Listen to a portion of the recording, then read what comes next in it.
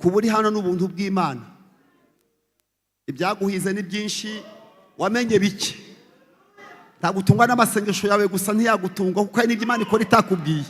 Hari n'ibyo bataguhanurira Imana ikabikora itakubajije. Urebye irizi nangweye, ureze igisebe narwaye imyaka nyinshi ntikibemo kanseri. Umurimo w'Imana ukugorera kutizera. Ndashaka kubabwira ko umuntu utizera ntashobora kunezeza Imana. Byanditse muri 11:6 mu Baheburayo, haravuga ngo kuko umuntu utizera adashobora kunezeza Imana. Impamvu rero bikugora gukorera Imana,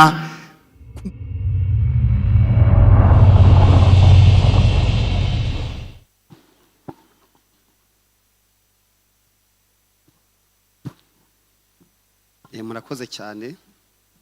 Uyu munsi nyine hari amateraniro menshi, hari irya mbere, irya kabiri, hari n'igiterane kiza kuba mu kanya.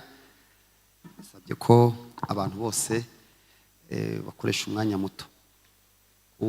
Kuba tanzi, njye nitwa Emmanuel Wambaje, nkaba nkora umurimo w'Imana i Rubavu, aho kubanyaremera ho nduwa hano nakora Betelehemu twazanye nge mvuka hano mu buryo bw'umuhamagaro, mu buryo bw'umubiri mvuka i Rusizi, ariko mu buryo bw'umuhamagaro nahanazanye rekomandasiyo yanjye. Umushumba wari uhari se bitereko uriya musaza arayakira, niwe wandeze. Rero umushumba ndagushimira ko wandeze. Nayo urubyiruko hano nyobora kuri Besaleri. Besaleri harimo abantu b'abana benshi n'urubyiruko, ariko harimo abakuru twabanye, muracyabyibuka. Abantu twabanye mwahaguruka, twabanye kera nkiri umuyobozi wanyu, ndi perezida wa korali, baratwara abantu. Imana ibahe umugisha, mwakwicarira. Buriya mpamvu mubona ngira amahane rwa nayoboye korali. Wabyumvise Betelehemu, ndi umuyobozi wa korali wagiraga amahane menshi. Ngiye nta mikino wanzanagaho, cyane cyane ku byo gusenga byakunaniye narakwirukanaga. Nta by'imikino nageraga mbese ko kandi nanjye nari nk'urubyiruko. Rero nashimira Yesu ko ahangaha bafite ibimenyetso byinshi by'uko Imana twabanye. Hari n'izo twubatse nkiri urubyiruko, hari n'izo twubatse hariya iracyahaba, barayubatse tuyiha itorero. Baravuze ngo tuzakura dusaze dushaka ikimenyetso tuzahasiga. Bavuze ngo muduhe ikibanza, baduha ikibanza twubakamo inzu. Nuva yari igikoni twubatse ariko nini n'ahari banza harimo ishuri ry'abana. Byashoboka. Amen. Nahanaherewe ubudiyakoni, inshingano z'ubudiyakoni. Nahanahawe inshingano z'ivugabutumwa. Ni hano nahawe inshingano z'ubushumba, ubukuru bw'itorero. Naha bansezeranyije. Amen.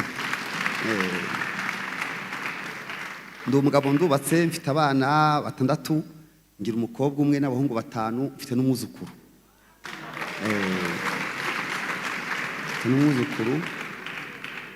Abana banjye sindi n'ababaje, bashobora kuba bataje. Harimo abari hano, bashobora kuba ntabahari. Abana baje ntabahari. Muhaguruke aho muri. Ugeze umugisha so hagaze ku ruhimbi, namwe mujye muhaguruka mu byungukiremo. Ndabona hari 2, wenda abandi baraza murindi. Bara nibo batoya mfite, abandi baraza kuza.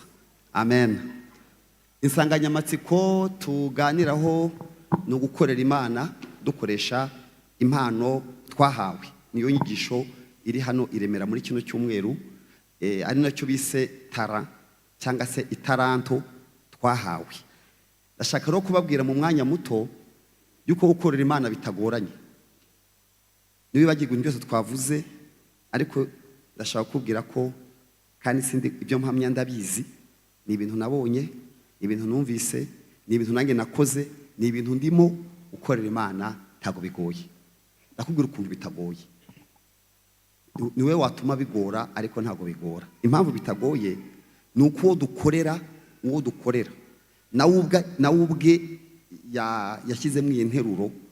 Dusomye 11:8 muri Matayo, yaravuze ngo kuko kunkorera kutaruhisha. Sinzi ukuntu wowe waza kuvuga ngo biragoye, kandi bosi ukorera yakubwiye ngo ntago bigoye. Impamvu rero yashakaga yuko abyoroshya ni ukugira ngo tutaza kubona impamvu zo kuza kubona icyo twitwaza. Reka nsome iryo jambo, Matayo 11:28, ukuntu Yesu yavuze ko bitagoye. Yaravuze ngo mwese abarushye n'abaremerewe nimunsange ndabaruhura. Ni 18 muri Matayo, 11 muri Matayo 28, 11 muri Matayo 28. Yaravuze ngo mwese abarushye n'abaremerewe munsange ndabaruhura. Ubwo mbese na invitation y'umuntu wese wumva afite umuruho, wumva aremerewe. Yesu aravuze ati nubwo ufite ibiro byinshi ndakuruhura. Arongera aravuga ngo mwemere kuba abagaragu banjye, munyigireho. Nukuza ukaba umugaragu we ukamwigiraho, mundebereho. Aravuga ngo ndi umugwaneza kandi uruhije mu mutima, namwe muzabona uruhukiro mu mitima yanyu. Umurongo wa nyuma rero, kuko kunkorera kutaruhije n'umutwaro wanjye utaremereye. Iki gice na kano iyi passage hari n'abajya bayiririmba. Yemwe abarushye n'abaremerewe nimuze musange ndabaruhura. Mwemere kuba abagaragu banjye munyigireho. Mwemere kuba abagaragu banjye munyigireho. Urumva iravuze mwemere kuba abagaragu banjye mugire gute? Munyigireho, kuko kunkorera kutaruhije n'umutwaro mbakoreza utaremereye. Ubu wasanga hano hari umuntu uvuga gukorera Imana byamugoye, byamuvunnye.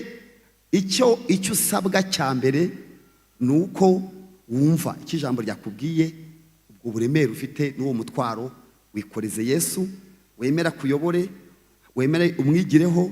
Nurangiza kumukorera ntabwo bizakugora. Hari ibintu bigera kuri 3 bigufasha. Icya mbere ukwiye kumenya ibi bintu 2. Nitugera mu ijuru hazabumburwa ibitabo 2. Ubyitegure ku meza kuri aho batuzinjirira. Kimwe ni igitabo cy'ubugingo, ikindi ni igitabo cy'imirimo. Ubwo rero umuntu uri kuburana ngo gukorera Imana biramugoye, nabanza arebe ko yanditswe mu gitabo cy'ubugingo. Iyo utanditsemo birakugora. Tukavuge ngo nari diyakoni hoya, tukavuge ngo nari umuririmbyi hoya, tukavuge ngo nari pasiteri hoya, keretse uvuze uti narakijijwe. Ntabwo bazabanza kureba imirimo, bazabanza kureba hehe? Mu gitabo cy'ubugingo. Icyo ngicyo nta mpaka tujya. Hari n'abantu bazajya mu ijuru batagira n'imirimo, bamubizi, bakajyayo batererwa, bazabakijijwe ako kanya. None se igorogota nta muntu mwamenye wari ubambyeyo? Mwamenye amakuru ko hari habambye abantu 3, hari Yesu uri hagati n'amabanda 2. Mwabimenye amakuru ntimuyafite? Amabanda 2 ntago bayabambye bafite ibyaha biki, bayabambye bafite ibyaha bya nyuma. Barangije ayo mabanda ashobora atari yarazi Yesu cyangwa ataramwizeye. Amabanda aravugana, rimwe ribwira Yesu ngo nibura umwana w'Imana ikure hano nakudukureyo. Rindi riravuga ati wa mugabo we, ko turi amabandi tuzize ibyaha byacu, wagiye ureka gukubagana koko? Urafata Yesu ukamushyira mu rubanza rumwe natwe? Ubonye bamuzanye hano ugira ngo yibye nkuko twibye? Agaruka kuri Yesu ati Yesu nkwibwirire rero, sinigeze nkwizera bwose, ariko ubwo umwanya nsigaranye ngo mpfe. Umva yarateye imisumari mu maboko no mu maguru, haryo bita kuba desiderate, yagiye gushiramo amazi. Aravuga ati akuka kakisigaranye sinagize amego kwakira, ariko ubwo nsanze hano kankwibwirire, nugira mu bwami bwawe uzagire gute? Yesu yaramuhakaniye ngo ujya kubatizwa. Yamubwiye ngo manuka, yamubwiye ngo iki? Mu kanya turabana muri parazo y'iki? mumbwire umurimo akoze. Uwo murimo akoze murawuzi, uranditse. Umurimo w'Imana n'uyu ni ukwizera uwo yatumye. Biranditse muri Bibiliya muri Yohana, biranditse ahantu Yesu yabwiye abantu mu bice 6 muri Yohana umurongo waho wa 26 haranditse ngo Yesu abasubiza ati nukuri babwira yuko ibimenyetso mwabonye atari byo bituma munshaka, ahubwo ni ya mitsima mwariye mugahaga. Namukoreye ibyo kurya bishira, ahubwo mukore ibyo kurya bigumaho, kuko aribwo bugingo buhoraho. Ibyo umwana w'umuntu azabaha, kuko se ari we Mana yamushyizeho ikimenyetso cyayo.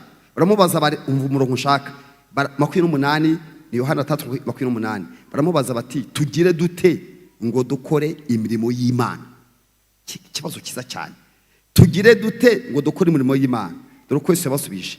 Arabasubiza ati umurimo w'Imana nguyu nuko mwizera uwo yatumye.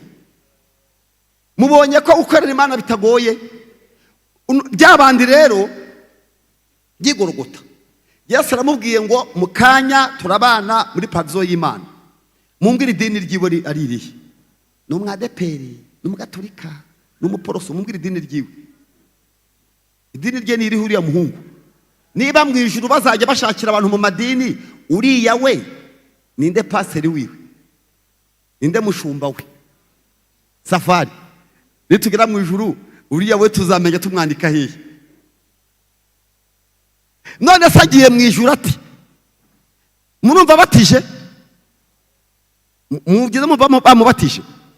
Yari igaburo ryera, yagiye kurepeta, yatanze amaturo, akoze ikintu gikomeye, kwizera uwatumwe, kwizera Yesu. Amakuru avuga ko Yesu amaze gupfa, hari bitangaza byabaye ku munsi wa mbere, ku munsi Yesu azuka.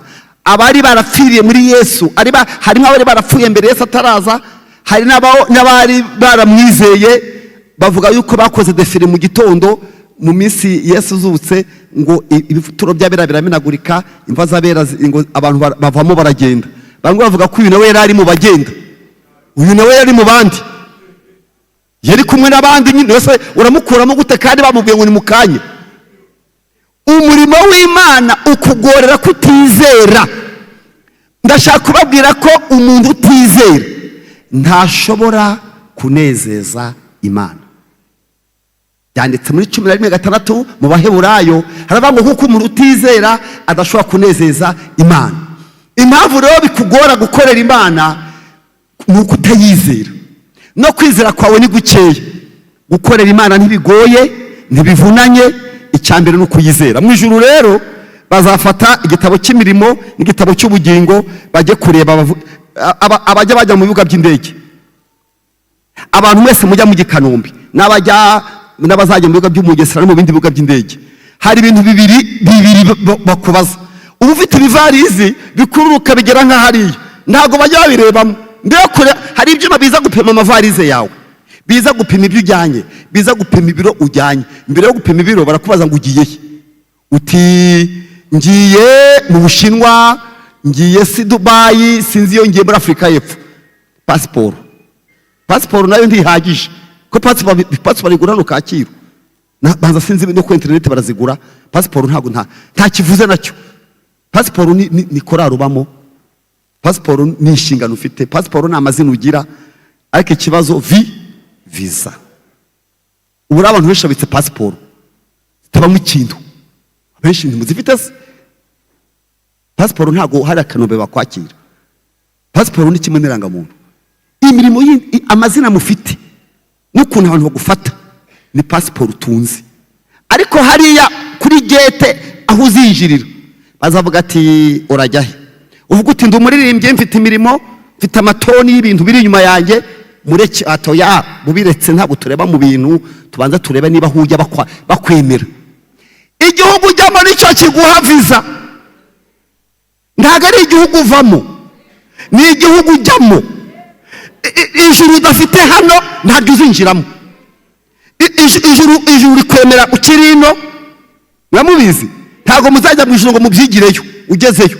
ngo muganire ku byo kujya mu ijuru ugeze mu ijuru, ahubwo ukiri n'ahangaha yaravuze ngo bakundwa ubu turi iki, turi abana b'iki, b'Imana. Uko tuzasa ndi kure rerekanwa, icyo tuzi neza nuko niyerekanwa tuzasa nkawe, ko tuzamureba uko ari. Bazakubaza viza rero, none uyamugoshaka kurundanya imirimo itanditse. None rero yuberetse kagapapuro kitwa pasiporo, barareba bati okay, bakabumbura bakareba viza yawe, bakavuga ati oui, bakareba ko tari na fake, kutari kubeshya, hari n'icyo ushobora kubihimba, bati turabona ariyo. Bakavuga ati ushinzwe ijyama viza akavuga ati rwose igihugu ajyamo cyamwemereye kwaza. Bakabona gupima iki, repetition zawe n'amaturo watanze n'inyubako. None ubwo murabigenza mute? Tukavuge ngo nari umuririmbyi hoya, tukavuge ngo nari diyakoni hoya, tukavuge ngo nari umuhanuzi hoya, keretse uvuze uti narakijijwe. Yesu yigeze atunga intumwa ze zidakijijwe. Yesu yigeze atunga intumwa ze zidakijijwe zikoreshwa ibitangaza. Ati ngiye kubatuma gukora stage, mugende mwirukana abadayimoni, mukiza abarwayi. Baragiye n'ukuri imyuka mibi iragenda, dayimoni igenda, kandi bajyaga biyiriza ubusa. Abigishwa ba Yesu ntibigeze biyiriza ubusa. Uzasome ntibigeze biyiriza ubusa igihe cyose babaniye na Yesu. Ntibajyaga banasenga. Isaha imwe rero abananiye, n'Getsemani barahise basinzira. Baramubwiye ati ntabwo twiyiriza. None abigishwa ba Yohana baravuga batari ko Yesu ati kuki intumwa zawe zirya zikanywa zitayaziriza n'umunsi n'umwe? Aravuga ati abantu n'abanyamubiri ntabwo nabarushya. Petero afite inkota, naramuhamagaye yanze kuyita. Ntabwo ro kwirwa umuntu asenga afite igikota narorere rwose. Cyakora nimba avamo baziyiriza, reka bakomeze bakine bazareba izababaho. Yahitaye kuri Pentecote, n'Getsemani yarayifite, yemera imyaka 3. Uwose yakwiriza ashaka iki? Yajagara Yesu yabadahari bakarwanira ubuyobozi. Ninde uzaba mukuru muri twebwe? Bagashwana. Yesu ati mwafaga iki? Kibaza kuzagusimbura. Yesu avuga ati mwana abantu kwiriza ni mubireke, muzabanze mukizwe. Nta wafata umutobe mwiza nga usuke mu mufuka watobotse. Nuwanze mu w'abanyamubiri ni mukizwa muzabone kwiriza ubusa. Ariko nkuko yavuga ati nibakizwa reka mbigishe abana bato. Abana batoya hari ibintu bita recitation. Recitation ni tuntu abana bato biga batazi icyo tuvuze. Abana bato dusubiramo, abana bato nyana abana bato bahaje. Ariko abana bato bamuha kusubiramo akabivuga tumva icyo bivuze, yazakura akabimenya. Yesu yaravuze ngo ndacyafite icyo kubabwira byinshi ako ntimwabyihanganira. Teko nimara kugenda umwuka naza azabibutsa, azabigisha, azabasobanurira. Bara abantu bameze nk'abantu muri materineri, ntumwa za Yesu batagira umwuka wera, ameze nk'abari muri materineri. Abo rero bakoreshwa ibitangaza, birukana abadayimoni, bagaruka bavuza induru bati mwami Yesu reka tuguhe raporo. Bati mubanze murya. Ati ntabwo turya, dufite ripoti. Abadayimoni bahunze, imyuka mibi yagiye, abantu bari kubona mu nzira ngo turarya. Te mwariye. Bati ko twishimye cyane se ibintu byatubayeho, ko abantu badukomeye amashyi bavuze ngo twaririmbye neza cyane ngo bafashijwe. Yesu aravuga ati reka babwire tujye mu gitabo cy'ubugingo. Ntimwishimire ko abadayimoni bagiye. Tekereza nawe, ahubwo mwishimire ko amazina yanyu yanditswe. Mana y'imbabazi, gukorera Imana banza wandikwe, banza wiyandikishe, banza ugira adresse, banza ugira aho ubarizwa. Reba ko ubugingo bwawe ari buzima. Nose urakorera Imana iki? Uzapfura imbuke n'upfa ntabwo uzagaruka. Kamabwire umuntu wese azapfa uko ameze none. Nukuvuga ngo upfuye kano kanya, hagize umuntu upfa kano kanya, nta yindi procedure ibiyongiye mu rupfu, uhita upfa nyine. Noneho niba upfuye nta bugingo ugumayo, nta misabo gusomera. Yawambwa wababeshe ngo basoma misa ngo bakakwimurira mu kindi cyumba, yarabashutse. Iyo umuntu ajya nta mirimo, nta migambi, nta bitekerezo. Umuntu ko apfuye ameze ni nako azazuka ameze. Bamwe bazazukira gukorwa n'iki? N'isoni. Abandi bazukire guhabwa iki? Ubugingo boraho. Bakristo ntimukajijwe. Nibwo muri kwiga gukorera Imana mumenye ko ari ibitabo bingahe? Bibiri. Yesu ababwira ati rero ntabwo twishimira abadayimoni bagiye, mwishimire ko amazina yanyu yanditswe. Hari abazagira mu ijuru rero, nibagerayo habe urubanza. avuga ati mwami mwami kwirukana abadayimoni, ntabwo wese azahakana, avuga ati mwarabirukanye. Twakoraga ibitangaza, ati rwose mwarabikoraga. Twubatse urusengero rw'i Remera, ati mwararwubatse mwarusize amarangi. Twaguze terazo ni ibi ngibi mwashyizemo hano. Mwami Yesu igihe badufungiraga twashyizemo sound system, sound proof, ati rwose twaguze mikrofoni ihenda igura 300, mwarabikoze. Ati barebe mu gitabo cy'ubugingo niba murimo. Bati mu mirimo ho ndabizi, mu mirimo murahari pe, ntimwasibaga, mwatanze ibyanyu byose, ntacyo mwasize, n'abantu barabizi, baranabashimiye, babashyizeho n'indabyo umunsi mwapfaga. Ubundi ari umuntu yapfuye ntibajye bavuga ibintu bibi. Ibintu bibi barabibika, nupfa nta bintu bibi tuzavuga ibyiza gusa, ngo nta muntu umeze nkawe, ngo ni mukuru w'Imana, tubeshe hejuru yawe, ntawatinyuka. Tuzabesha abantu baze birize. Umuntu ufite ibibi ntiyemerewe kuvuga ku munsi w'urupfu. Duhamagara abavuga ibyiza gusa, ibindi bizabera mu ijuru, niho bazavuga ibibi. Nguko twese dukwiriye kuzahagarara imbere y'intebe y'imanza y'Imana, bakabivuga uko byakabaye, ngo byose ngo urabikora nka kwihorera ukagira ngo turahwanye, ariko umunsi umwe nzabikira imbere yawe uko bikurikirana. Ntimuzabindyarya mu nzu y'Imana, ntimuzabindyarya ku Mana. Nurangiza ngo uvuge ngo urakorera Imana uri umunyabyaha, utekereze ngo iyo mirimo izaguha ubugingo, ntibishoboka. Ubugingo ni ikindi, gukora ni kimwe, n'ubugingo ni ikindi. Mu ijuru rero bavuge ngo mu gitabo cy'imirimo barimo, mu bugingo ntabahari. Ngo mumve imbere mwa nkozi z'ibimwe. Umva kano kambabaje, sinigeze ako nabo igihe Imana iza kubwira gutyo, kandi hano bakuzi wicara n'imbere uri umuntu bazi, sinigeze kukumenya. Ngo bazabafata babajugunye, bababohe, babate mu muriro. Gukorera Imana ntago bigoye, banza wizere uwo yatumye. Kwizera Imana, ukizera uwo yatumye, ukabanza kugira ibyangombwa by'ubugingo, ukagira ubugingo. Numaze kugira ubugingo rero ukorera Imana ntago bikuvuna. Amen. Singiru wanja rantegeka, mbiriwe nuko mbamuriwe, yantegerezi byiza bindi, nzagirirwa n'urukundo rwe. Yambwiye ko munyabyaha, ndihana rarankiza, ibyo ndirimba nibyo mvuga,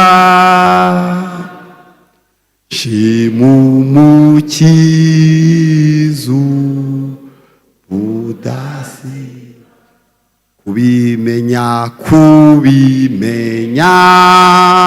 ni byiza rwose, nduwa Yesu sinshidikanya, ushobora byose arandinda, kimwizeye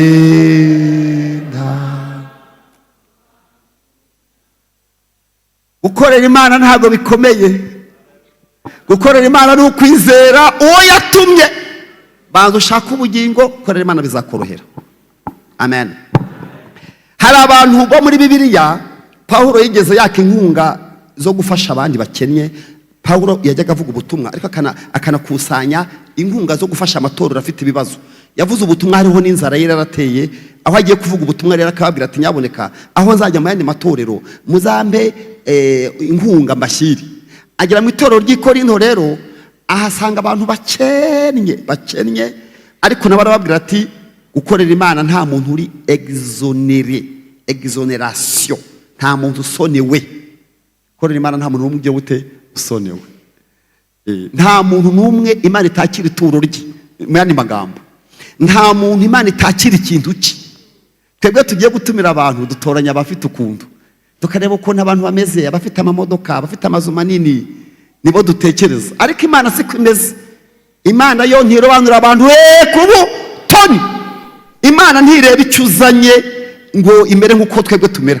Murashaka kuvuga ati bene datanje imbere y'Imana ntanze imifuka 100 y'isima, bagakoma amashyi menshi. Imana nishobora gukoma amashyi ngo utanze imifuka 100. Ireba iryo 100 naho urikuye. Yo ntireba icyo uzanye, ireba n'icyo usigaje. Undi nawe akazana hajya nta muntu wazanye igiceri mu rusengero, murangi hamwibuka. Yesu agereba n'amaturo, mujya mutura muzi kajya bireba nabyo. Karana bahagaze, karagaseke nubwo mugenda agapfunditse ugashyiramo, hajya ushaka kuvuga uti nigeze njya ahantu hamwe nsanga bari guturisha, buri wese agatura ariko bitegetswe muri iryo torero, bagatura ku murongo. Kandi mwabibonye namwe, batura ku murongo, bagatura ku murongo, buri wese agatura ariko itegeko riteye. Kandi bahagurukira rimwe, uri umurongo urahagarara, warangiza n'uyu ugahagwa, bose nta muntu umwe usigara. Hakaba igihe rero umuntu aba adafite ituro, akavuga ati se nibaza guhaguruka ngenda asigara ameze gutyo, akavunjisha akavuga ati okay, ndafata 100 mvanemo 20 inshuro 5. 20 aracyabaho, kana kireka 20, agatura gatanu atuye 20 hano, gushima 20 cyacu 20, kugira ngo ahima abantu aberekeye ko nawe yagiye gukora. Muye muzi ko Imana yicara ku biturisho. Haza umuntu gutura rero, haza abakire, haza n'abakene. Yesu avuga ati njye gutangaza amaturo, kandi avuga wabaye wa mbere. Bati ngaho tangaraza rero. Ahamagara ngo umupfakazi, mwaramwumvise, w'umukene wari ufite iki igiceri kimwe. Ati mu batanze bose hano watanze menshi n'uyu, abandi baterekereka yaje n'amaguru no kurya ni ikibazo. Yesu aravuga ngo gwe mwatanze ibyo musaguye, watanze kapitali. Kapitali murayumva, yatanze icyo yaracu ngiyeho. Gukorera Imana ntago bigoye. Imana ntireba quantité, ireba qualité.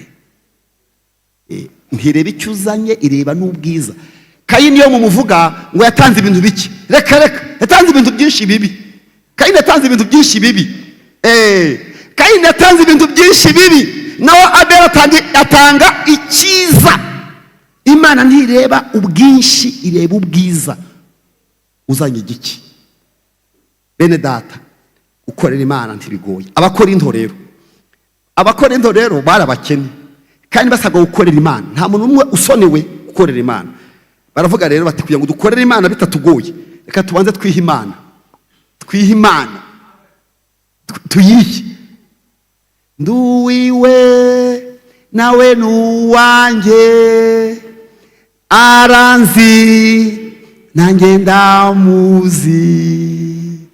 Kubimenya nibwo buzima, mfisama horadashi. Nduwiwe nawe nuwanjye, aranzi nanjye ndamuzi. Kubimenya nibwo buzima, mfisama hora. Mubanze mworohe, ubwo gukorera Imana bizaborohera. Ibyo ntunze nanjye ubwanjye niby'uwo mucunguzi. Nabonye umukunzi mwiza, yarankunze, yamfatishije umugozi, arirwo rukundo. Kumuhanga masiteka, bizangizi negenge. Shirubwoba shirubute, nyuma nzataba shira ubwoba,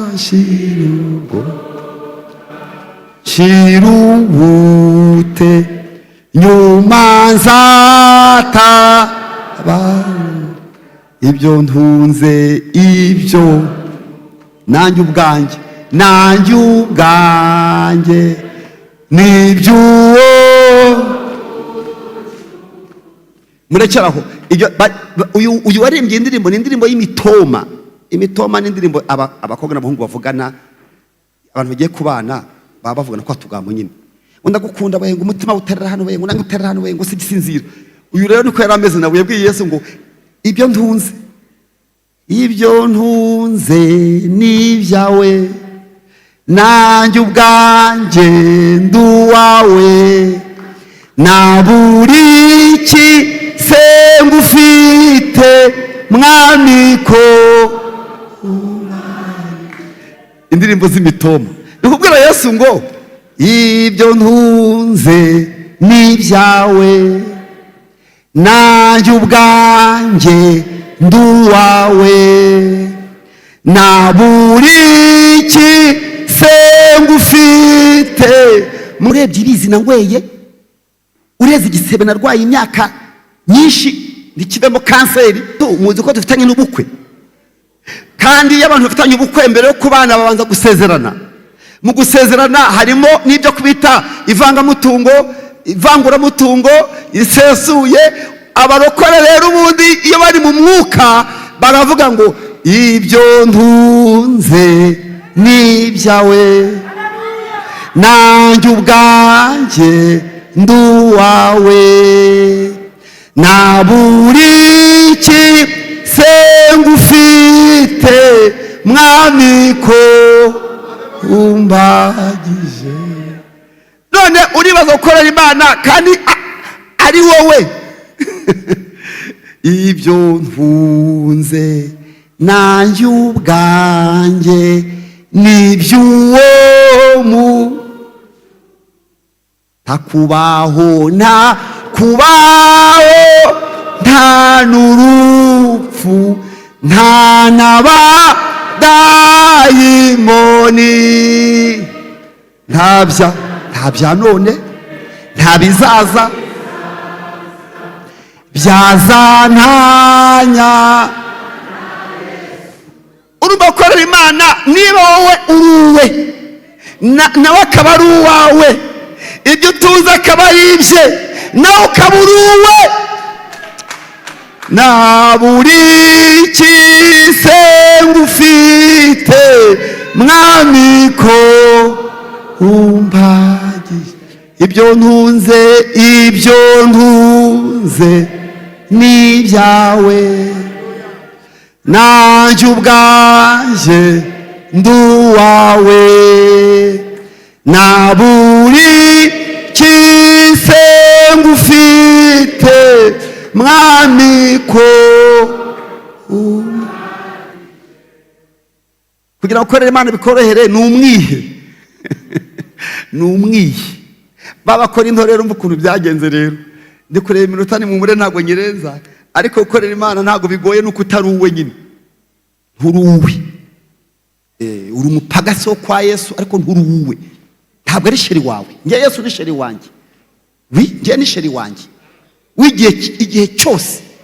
Igihe mushumba sebete ko dusezerana speciosa na badurari hano bashyizemo close.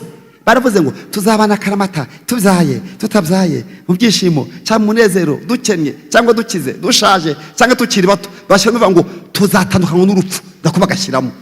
Ariko kuri Kristo nidutumirwa n'urupfu, tuzimuka n'ibyishimo. Ibyo twiringiye byose tuzabibo. Amasezerano y'abagabo n'abagore habamo gutandukanywa n'urupfu, ariko kuri Kristo, haleluya,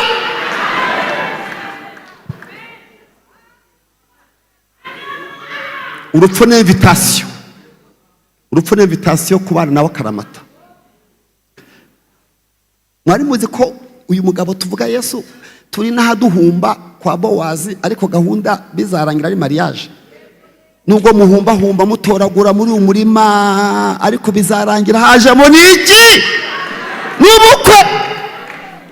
Niyo mpamvu ukorera Imana yumeze gukora ntabwo bikugora. Yari kwibyumva yuzi ko uri kwegeranya ibishyingiranwa. Iyo umukobwa afite sheri nubwo baba batari babana, buri munsi agenda yegeranya ibishyingiranwa. Barokore niba ko kujya mu ijuru ukorera Imana bikuvuna gute kandi uri kwegeranya ibishyingiranwa uzatwara? Umuntu umukobwa wasanga yijujuta ngo ari kwigeranya ibishyingiranwa, ariho umutima uri. Aho ravuga ngo mujye muhoza umutima kubiri mu ijuru, kuko ariho tuzabiteka ryose. Korera Imana ntibigoye. Yuruwa Yesu na waruwi, yuruwe na waruwawe, ntago bikuvuna. Niyo mpamvu mbinginga icyambere nuko mwizera, icyakabiri nuko mwiha. Umva ukuntu abakorintho byagenze rero Pawulo ari kubashimira mu rwandiko rwa kabiri yabandikiye ibice 8, dore ukuntu yababwiye. Muzasome mwitonze, umva ukuntu yababwiye umurongo waho wa 5. Yaravuze ngo icyakora ntibageje nkuko twibwiraga, kuko icyakora ntibageje nkuko twibwiraga bazabigenza, ahubwo babanje kwitanga ubwabo, biha umwami wacu kandi biha natwe nkuko Imana yabishatse. Babanje kwiha Imana, kuyikorera biborohera. Gukorera Imana nge ntibingoye. Niba abantu batagoye gukora nge ntibingora. Nge nta bisobanuro mfite. Gukorera Imana nge ntago bimvuna. N'ubu ngubu tuvugana aka kanya, uyu munsi ngo mukorera ngiye nko mu ntara, ndavana i Kigali mu kanya ngiye kwigisha mu Ruhengeri nko mu masaha 10, nkomeze Rubavu ndarare Rusizi. Biraba none uyu munsi umwe. Nge ntago bingoye ko singiriho. Kareka nge ntago mbaho.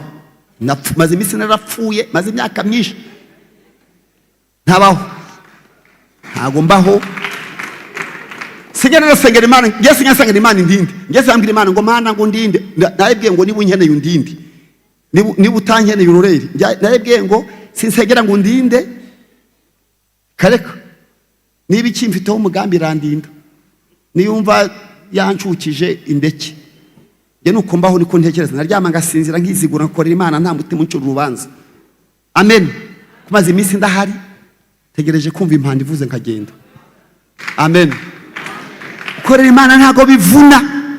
Iyo wamaze kwiha Yesu, utakiyobora, utakitegeka, usigaye wumva singira uwanjye arantegeka, ushobora byose arandinda, kimwizeye ntawamunyaga. Ndashaka kubabwira ko uzabanze wiha Imana, ukorera Imana ntibizakuvuna.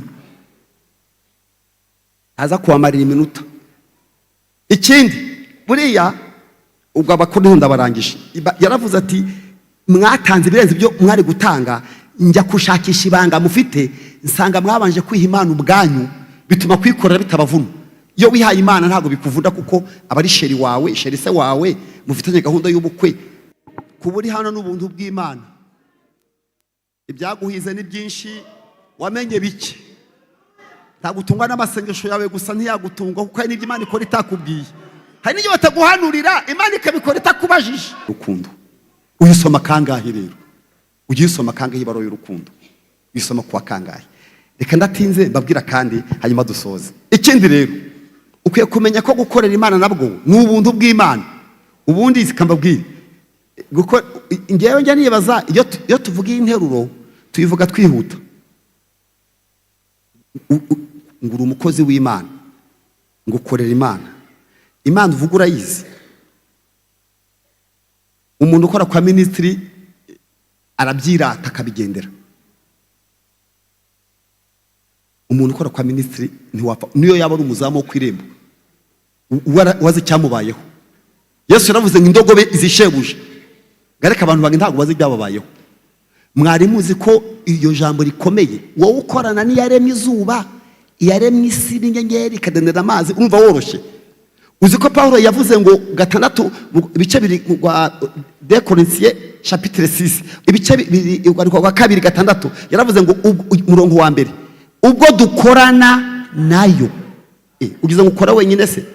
Urwa kabiri rw'Abakorinto 3 umurongo wa mbere, ubwo dukorana nayo turabinginga ngo mudahe ubwo buntu kubufusha iki ubusa. Mwari muzi ko tudakora twenyine, ubundi umuntu mukorana bamwita korege ni umuntu mubana muri ofisi, ni umuntu mukorana. Ubwo dukorana nayo, none uragukorera Imana kandi mukorana. Ubwo dukorana nayo, gukorana, turi muri biro imwe. Amen. Ubwo dukorana nayo, turabinginga ngo mudaherwa ubwo buntu kufusha iki, mbese mubyaze iyo relationship, uwo mubano wanyu n'Imana muvanemo ibintu. Ubwo dukorana nayo, mwari muzi ko tudakora gusa, dukorana nayo. Paulo yaravuze ngo nidutera gukora ibyishima n'igishaka, inadutera umwete wo kuyikorera, iduha n'imbaraga zo kuyikorera. Nta bisobanuro mfite kudakorera Imana rero, nta bisobanuro binabitse mufite kuko dukorana nayo. Amen. Dukorana nayo, dukorera muri ofisi imwe. Numukorege wanjye, azi bingoye, azi bimvuna, bimubwira bimworoheye. Ntago Imana ni hari poti bivudanye ko turakorana. Ashaka kubabwira rero ngo no gukorera Imana ni ubuntu budasanzwe. Buriya gukorera Imana, nubona Imana iguhamagaye ngo uyikorere, uzishime unezerwe kuko ugiye gukorana na nyakubahwa. Ubwo dukorana nayo, umuntu uziranye na meya abakomeye. Uziranye na meya umva wabigendera. Uziranye na gavana uremereye. Uziranye na ministry ntubusanzwe. Uziranye na perezida wa Repubulika ntubusanzwe. None wowe ukorana nayo, wowe ukorana n'iyaremye inyenyeri, ikarema izuba itakubajije, ikarema ukwezi, ikadendeza amazi, igashyiramo n'amafi. None ukorana nayo. Ubwo dukorana nayo, turabinginga ngo mudaherwa ubwo buntu kufusha iki, ubusa. Kamabwire rero, korana n'Imana ni ubuntu budasanzwe. Ubw'ubuntu bwinshi busaga twemewe n'Imana, kubw'ubuntu bwinshi busaga twahawe, twibesherejweho na Yesu muri byose tubonera mu isi. Iyo twamamaje ubutumwa, niyo nyungu yacu y'ukuri. Iyo twamamaje ubutumwa, niyo nyungu. Ubwo ubw'abakristo bazinjiye mu ijuru gushima, ndifuza kuzaba yewe dufatanye, tuzaririmbi muki kuko yatuguza amaraso. Abakora naguruku, abo bazahora abakora naguruku, abo bazahora. Kubw'ubuntu bwinshi busa twemewe n'Imana ihora. Kubw'ubuntu twahawe kubesherezwaho, twibeshe muri byose tubonera. Iyo twamamaje ubutumwa, niyo nyungu yacu. Iyo twamamaje, haleluya, niyo nyungu. Gukorera Imana nabwo ni ubuntu bugeretse ku bundi. Pawulo yabivuze mu rwandiko rwa mbere yanditse 15 umurongo waho w'8, yaravuze ngo kandi hanyuma ya bose nanjye arambonekera ameze nk'umwana w'Icyenda, kuko noroheje hanyuma y'izindi ntumwa zose, ndetse ntibimbwira yuko nitwa intumwa kuko narenganye itorero ry'Imana. Umurongo w'10, ariko ubuntu bw'Imana nibwo bwatumye mba ukundi, kandi ubuntu bw'Imana nahawe ntibwabaye ubwo gupfusha ubusa, ahubwo nakoze imirimo myinshi irutiye bose, nyamara si njyewe, ahubwo n'ubuntu bw'Imana buri kuri njye. Gukorera Imana n'ubuntu. Njyewe mbizi neza, niba mwebwe mukorera Imana kuko mubikwiye, njyewe nkorera Imana par la grâce. Njyewe n'ubuntu bw'Imana butumye mpagaze hano. Urebye aho mvuka kwa papa, urebye aho nakuriye mu gishanga, urebye amazi nanyweye y'umukara urimo imisundwe simfe, urebye ibizi nanyweye, ureze igisebe narwaye imyaka myinshi ndikivemo kanseri, niga ngisebe primaire irarangira, shyiraho inyarabasanya, ntago muzizi, ntukazimenye. Ngenzi nonje gupagasa, mwebwe mwaje no wenda musanga bene wanyu, twaje no nite cyari umuntu kugurije, dusanga abanyaremera abasirimu, abanyaremera umwamaze kwa abasirimu mwese, ako cyari abasirimu bakeya babaga hano, abandi ubona ari imvumba ziraho kuryo gukwitira ubusa. Naraga nibaza njya ambwira Imana nti ubu mfuye nashingurwa nande, kuko cyazo ko ari ugupfu cyo gihe. Hari umuntu wa Mungu twazanye araremba, ndavuga ndeka tumusubizeyo niyo byoroshye. Tumusubizeyo nagwayo bizoroha, kuko ni imitobe bazenga mugane mu rutoki bacukure bajugunyeyo, akimva yeno ushinguro ryabigoye. Ukabona umuntu ngo umeze gutyo waje atagira adresse, nta muntu umuzi, njaga ndara muri urusengero nkaryama ku ntebe, nje gusenga nkaryama, nkumva Imana ivuganye nanjye kambira ngo umwana wanjye ndakuzi, nzakugirira neza kandi uzankorera, nindangiza nikubite mu gatuza ngongire ngo si ubwenge, si ubwiza, si isura, saho nduruka, nta nuwangiriye neza, nta nuwaho. Imana niyo yavuze ngo mwana wanjye ngo ninkorere. Singiti bisobanuro byo kudakorera Imana rero, ntacyo kwirata mfite. Paul yaravuze ngo muzi ko nahamagawe nyuma y'abandi, meze nk'umwana w'icyenda nindi ivuyemo, n'inda yavuyemo igakura, nuko umubyeyi abatwitinda y'imvutsi ikavuka mu buryo butunguranye, arangira ati nanjye sinabonye Yesu, niko yavuze. Yesu arampamagara, yirengagiza ibyaha nakoze, arangije angirira ubuntu bwo kumukorera, avuga akantu keza ngo nakoze imirimo irutiye bose, ati nyamara si njyewe, n'ubuntu bw'Imana buri kuri nde, buri kuri njye. Nibuka Imana yakuvanye, ukibuka ko utari ukwiye kuba uriwe. Mbibutse ko hano tutavuganye kuhaza muri urusengero rw'Iremera, nta nama twakoze yo kuza kuhasengera. Umwe yaje ukwe, undi aza ukwe, jya ukora icyakuzanye hano. Ntabwo mwavuganye kuza hano, ntawavuganye n'undi, nta nama yabaye. Reka niba mbeshye, harambwira ati ntabwo uzazamuka, bazarure kunzamura. Uzamura ndamuzi, afite ahantu akanda gutyo ukazamuka, niyo yimika abami kamanura abandi. Uzamura ndamuzi, niyo yimika abami bakuye mu mukungugu ikabishazanya n'iki n'ibikomangoma. Ukora ibyo ndamuzi, turaziranye. Gukorera Imana kugira ngo ubishobore nuko wibuka ko ari ubuntu bw'Imana bukuriho, bigatuma utirata, ukabwira Imana ngo Mana nagombye kuba ntagihari, nagombye kuba narasaze, nagombye kuba narandagaye, urangije urangota urandinda, kubera izo mpamvu nzagukorera ndinde mpfa. Waje hano uri ikinege, Imana niza aho utaha. Nubwo mufite abashumba, mushuma gatarazi ntabwo azaho mutaha, namwe aho ataha nimuhazi, ko nawe ni nta Imana yitaho. Ntawe uzaho utaha, nawe ntuzi iyo bataha, ariko Imana irakuzi. Haleluya!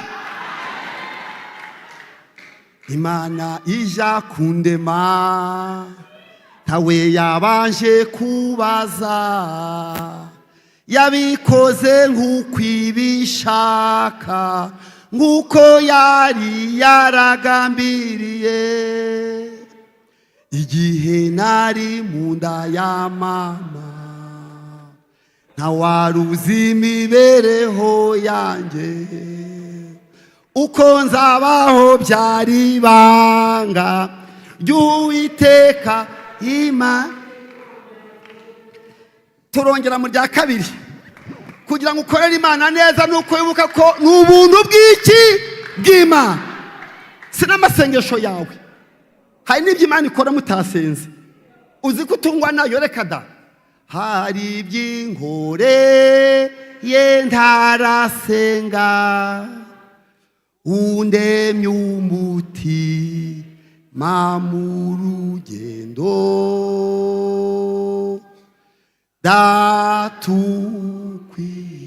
duhagurutse ukwiye amashimwe Yesu, imirimo yawe irantangaza. Hari iby'unkoreye ntarasenga, undemye umutima mu rugendo,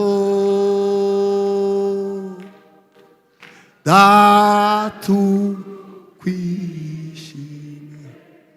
Ukwiye amashimwe Yesu, imirimo yawe irantangaje. Hari iby'unkoreye ntarasenga, undemye umutima mu rugendo,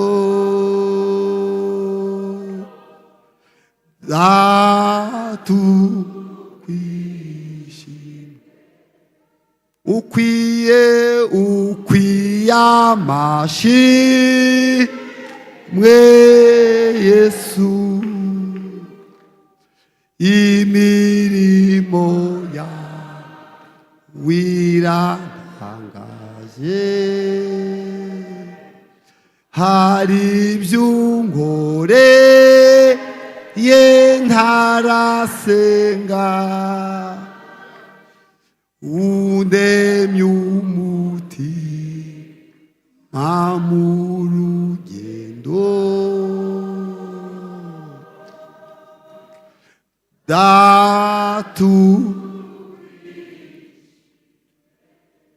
kuba uri hano n'ubuntu bw'Imana.